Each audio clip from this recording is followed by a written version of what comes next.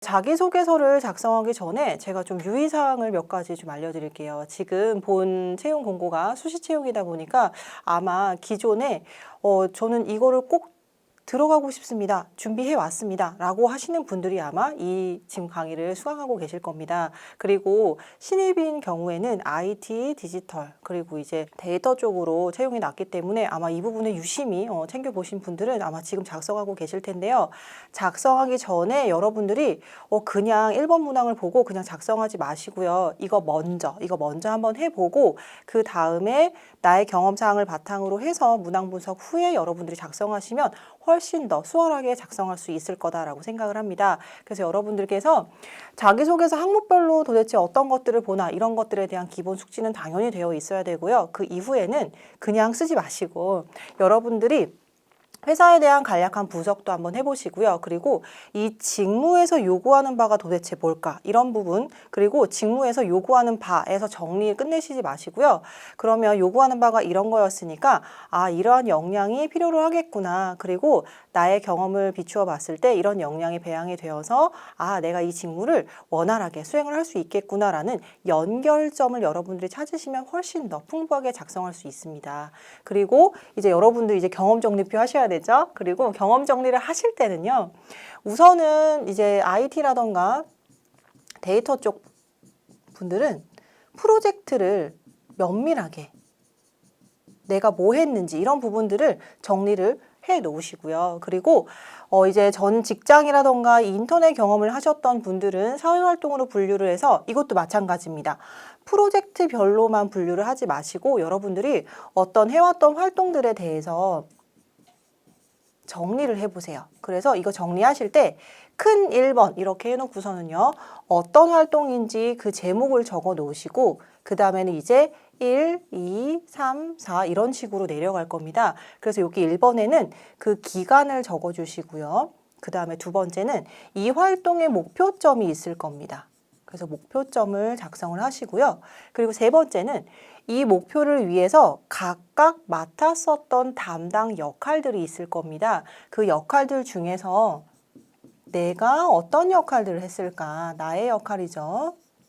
나의 포지션은 어떤 것이었을까? 이런 부분 적으시고요. 근데 내 것만 적지 마시고 타인 것도 함께 적으세요. 우리 팀원들, 다른 사람들 것도 함께 적으세요. 왜냐하면 우리 팀 프로젝트 일들을 하다가 보면 내가 내 일에서 끝나는 것이 아니고요. 내가 자문을 할 수도 있고 혹은 크로스 체킹을 통해서 도와줬을 수도 있습니다. 그런 것들도 내가 한 거기 때문에 조언과 자문 이런 식으로 적을 수 있기 때문에 함께 적어주시고요.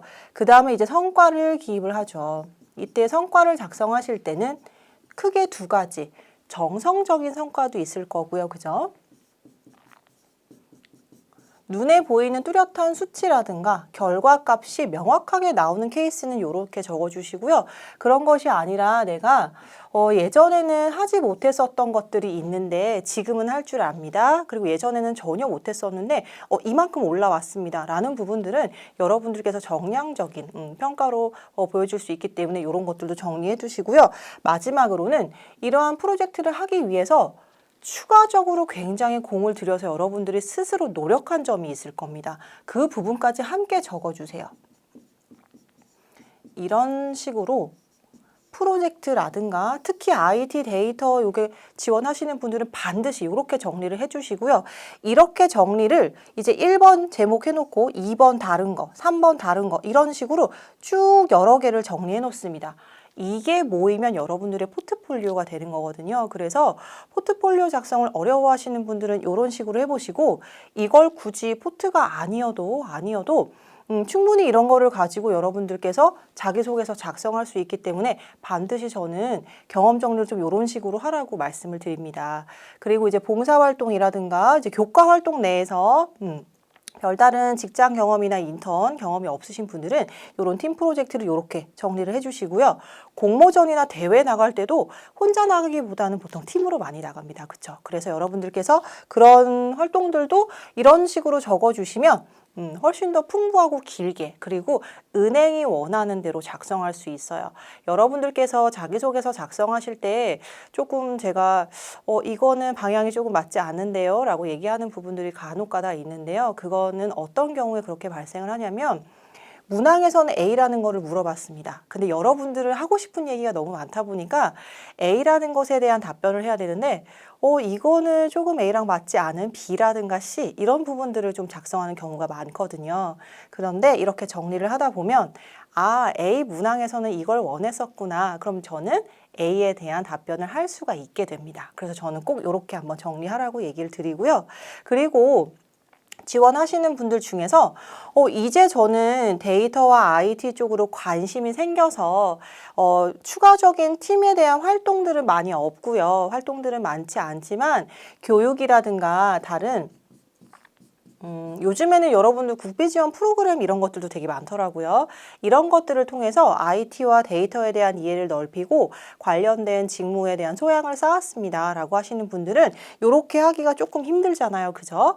근데 이런 분들도 어떤 교육을 통해서, 교육명이 이제 되는 거죠. 어떤 교육을 통해서 무엇을 배웠고 내가 어떤 부분이 가장 흥미가 갔으며 흥미에서 그치면 되지 않죠. 수강한 이후의 나의 노력까지. 이런 식으로 정리를 쭉 하다 보면 앞으로 저는 이런 식으로 나아갈 겁니다라는 포인트가 쌓이겠죠. 그래서 굳이 활동이 없으셔도 여러분들께서 이런 식으로 정리를 꼭 해주세요. 그리고 나서 이제 작성을 하는 겁니다.